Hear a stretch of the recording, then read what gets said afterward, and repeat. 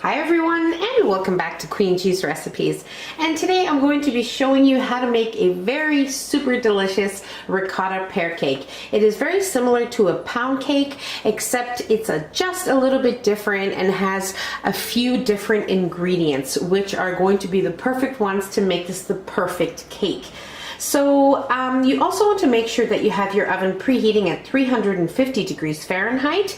We also have a pan here, a Bundt pan, which I have greased and floured. You just want to lightly flour. You don't need to overdo it, just a little bit.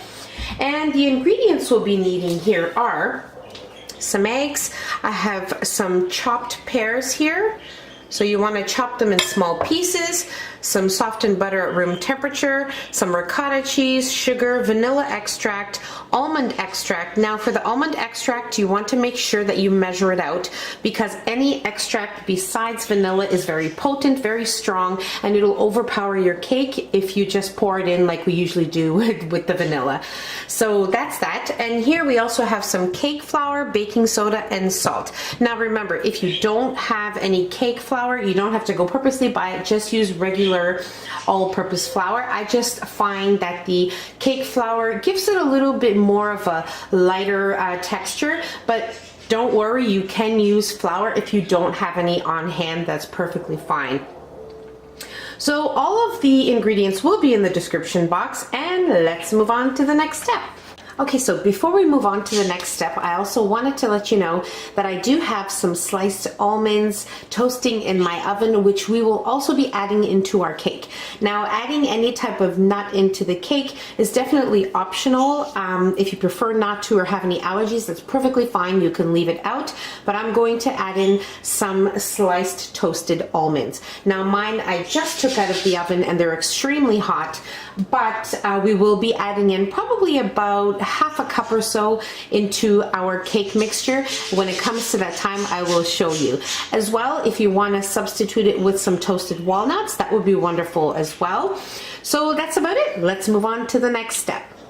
And now into our mixing bowl, we are going to add in our softened butter and our sugar. And we're going to cream these two together until we have a nice creamy mixture.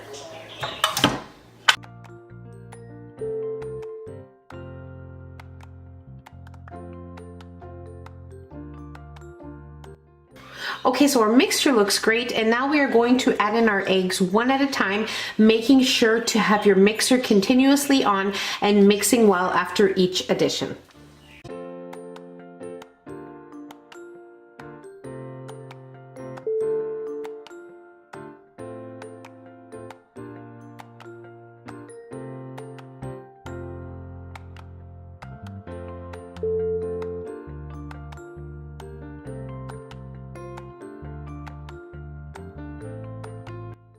Now we'll add in our extracts and mix again.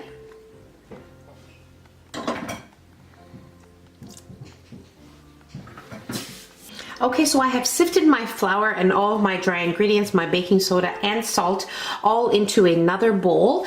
And now we are going to add our dry mixture, alternating with our ricotta cheese until we are completely finished both ingredients.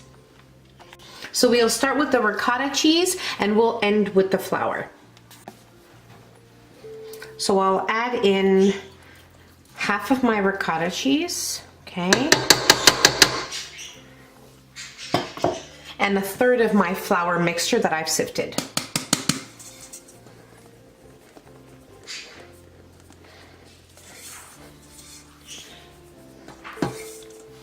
And mix until incorporated.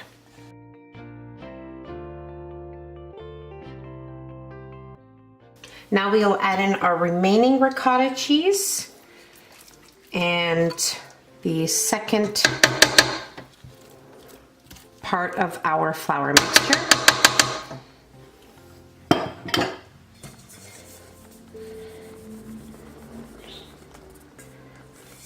And we'll mix again just until incorporated. Now we'll add in the last portion of our flour and mix again just till incorporated.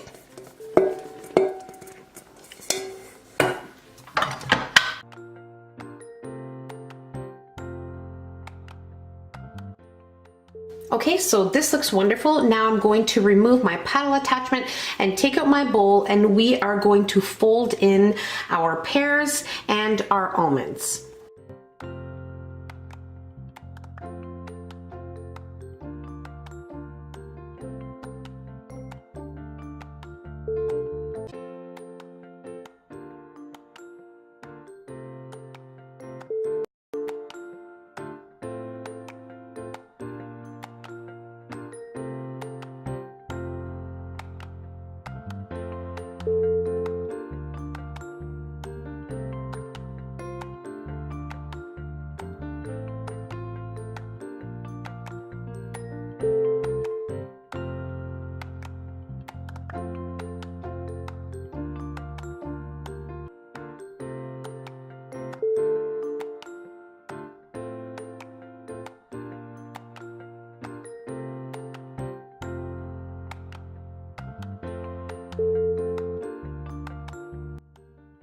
Okay, so you're going to notice that your batter is heavy and thick. That is super normal because this is like a pound cake. So most definitely that is the consistency that you are looking for.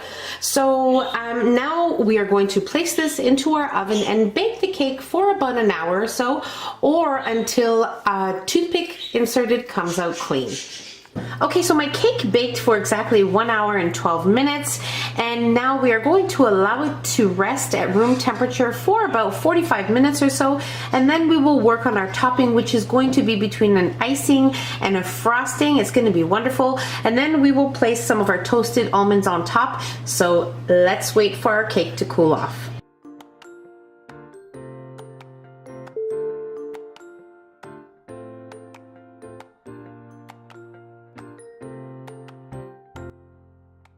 Okay, so just a couple of things before we move on to our icing. Now, the reason why we have a ripple effect here, kind of like a swirl design on our cake, is because I sprayed my Bundt cake with some nonstick spray, and then I added in the flour, because we are supposed to dust some flour on our pan as well. And obviously with the spray, it became a little blotchy, and that's why it turned out that way. Nothing wrong with the cake. It won't adjust any of the flavors. It won't, you know, take away from the cake. But I do advise that when you add something onto any non-stick product onto your cake pan, you want to make sure you use some softened butter, some margarine, and those are the best options before adding some flour on it. Now, you don't want to add too much flour, just enough to lightly coat your Bundt cake pan. Okay, so let's move on now to our icing.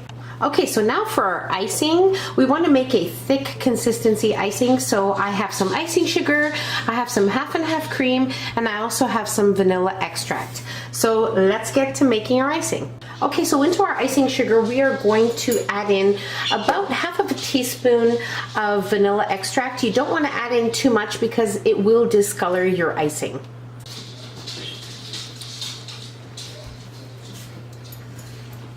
Okay, so we'll also add in 1 tablespoon of half and half cream. We'll start off with 1 and then we'll go from there.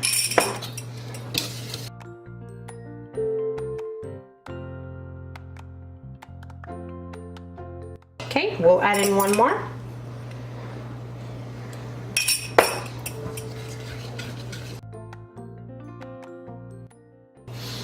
Okay, our 3rd tablespoonful.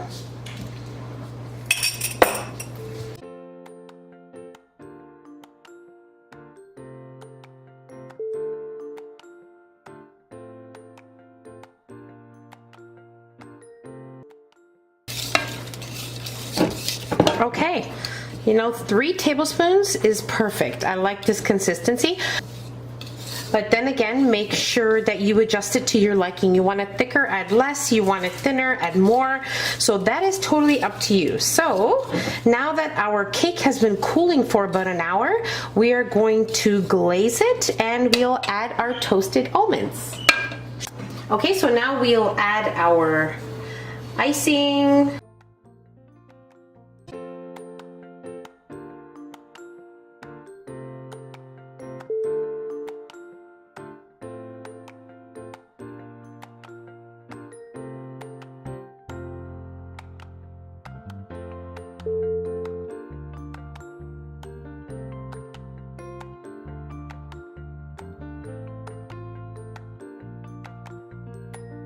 Okay, so this looks simply amazing. The frosting is at the perfect thickness and I just am in love with it. So now we are going to add our toasted almonds, definitely optional as well.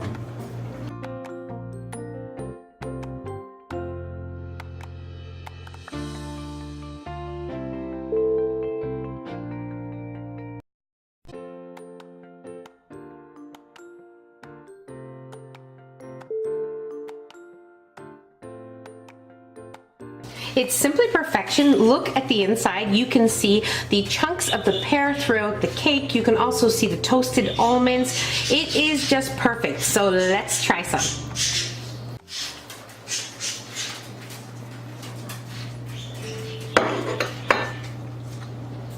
It is so delicious. I can't even tell you. You have to give this recipe a try. You can taste the pear, you can taste the almonds, of course, and the flavor of the subtle extract that we added in there of the almond flavor.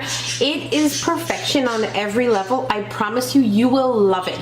You need to give this one a try. So don't forget to give us a nice big thumbs up. Don't forget to subscribe if you haven't already, and don't forget to hit the notification bell so you will be notified every time I upload a new and delicious recipe.